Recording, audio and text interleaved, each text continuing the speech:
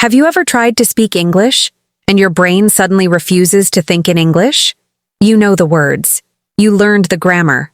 But when the moment comes, you freeze. Your mind switches back to your native language, and you feel embarrassed, stuck, and confused. Today, we're fixing that forever. Jack and Emma are here to show you the real reason you can't think in English, and the simple, emotional, brain trigger techniques that will switch your mind into English automatically. Let's begin. This is Learn English with Ease. English made powerful, simple, and yours. Jack. Let's be real. One of the biggest frustrations English learners face is this. They cannot think in English. They understand everything.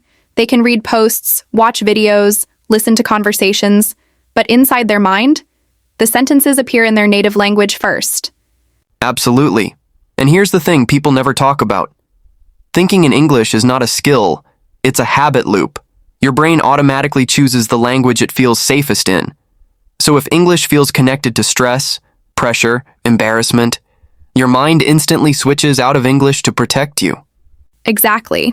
This is why students will say, I can think in English when I'm alone, but the moment someone looks at me, poof, gone. That's not a language problem. That's a brain survival problem. Let me tell you a quick story. Years ago, I visited Italy, and I practiced Italian for months before going. At home, perfect. At the airport, perfect. But when the taxi driver asked me one simple question, my brain refused to give me any Italian words, not one. It switched to English instantly. I felt stupid.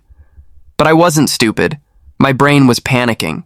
This happens because your brain has a rule. When nervous, use the safest language.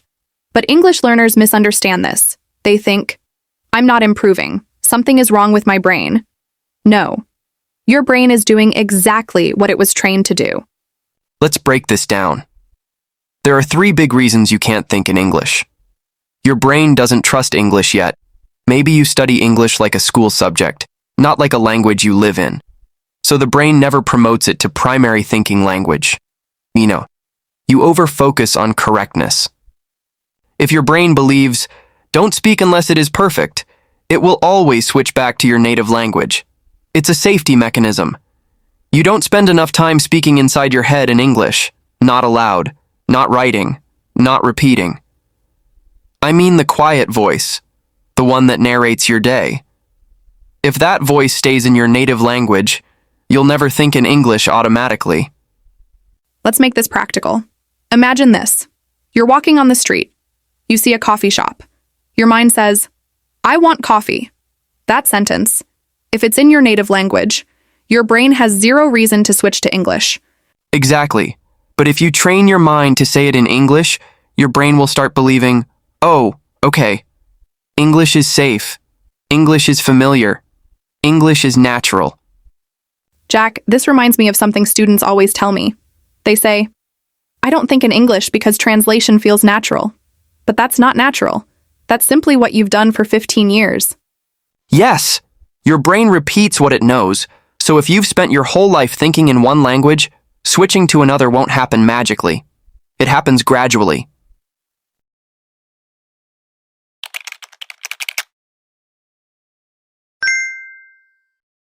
Think of your brain like a room with 2 lights. Native language light, always on. English light, sometimes on, sometimes off. We're not trying to turn off the native language light. We're trying to make the English light strong enough that it becomes the default. And here's a powerful exercise. When you want to speak but your brain gives you nothing, don't panic. Don't try to force a full sentence. Just say one easy word in English, then 2, then 3. Your brain doesn't switch languages with grammar. It switches with emotion plus familiarity. All right, Emma. We talked about why the brain switches languages, but now we need to talk about the most frustrating part, the part that makes people feel stupid, embarrassed, and hopeless. Forgetting English words they already know. Oh yes, this is the pain every learner hides inside their chest. Like, you studied the word, you used the word, you heard it yesterday, but when you need it, it disappears like smoke. Let's tell the truth. You didn't forget the word. You forgot how to access it. There's a big difference. Yes, and the brain is sneaky. People think forgetting words is a memory issue, but it's actually an emotional signal. The brain says, wait, we're speaking English? Are we safe? Is there pressure? Is there a chance I'll embarrass myself? And when it feels even 1% unsafe, it shuts down access to vocabulary. So the problem isn't the word, it's the internal tension blocking it.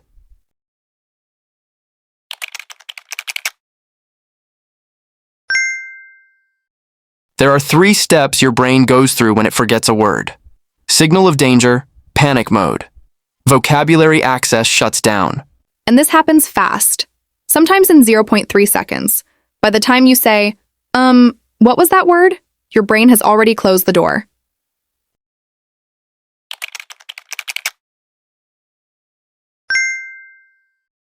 Let's fix it.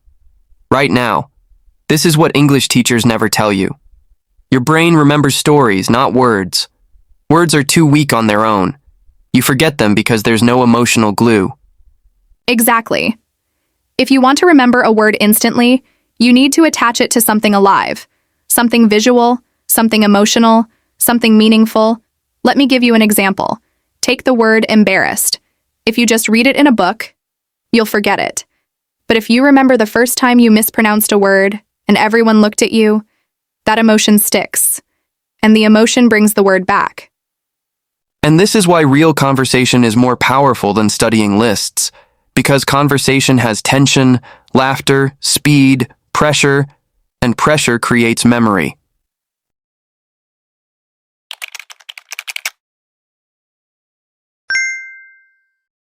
Okay, here's the method I give every student. Whenever you forget a word, don't panic. Say this simple backup phrase, hold on, I mean the thing you use to, or I'm trying to say the word for. These lines keep the brain in English while you search for the word. This prevents the panic switch. Exactly. And then your brain gets 4 or 6 seconds to access the vocabulary. And guess what? Most of the time the word returns. Because your brain didn't shut down, you stayed in English.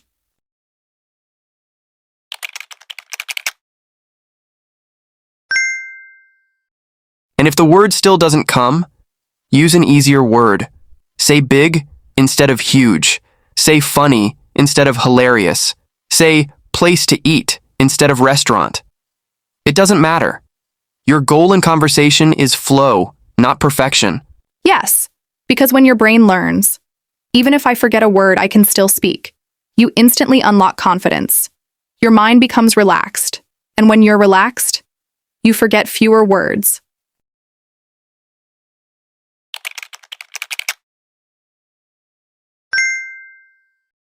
Jack, can we be real for a second? Always. Most English learners are not forgetting words. They're forgetting that they're human. Humans forget. Humans freeze. Humans panic. Even native English speakers say, what's the word? At least 20 times a day. And people forget native words too. Imagine forgetting your phone at home. Did your brain lose the concept of a phone? No. You were stressed, distracted, tired. It's the same with English. Your mind isn't broken. You're not behind. You're not slow. Your memory is fine.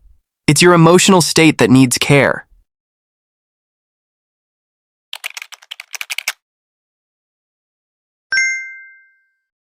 So here's your new identity. You are someone who remembers English words easily because you understand how your brain and emotions work. You don't panic. You don't judge yourself. You stay in the flow, even when a word disappears. And when the word returns, you don't apologize. You don't blame yourself. You don't feel guilty. You simply continue. Because fluency isn't about perfection. Fluency is about momentum. Exactly. And from today on, every time you forget a word, you will say to yourself, it's normal. I can still speak. And when your brain feels safe, your vocabulary becomes unstoppable.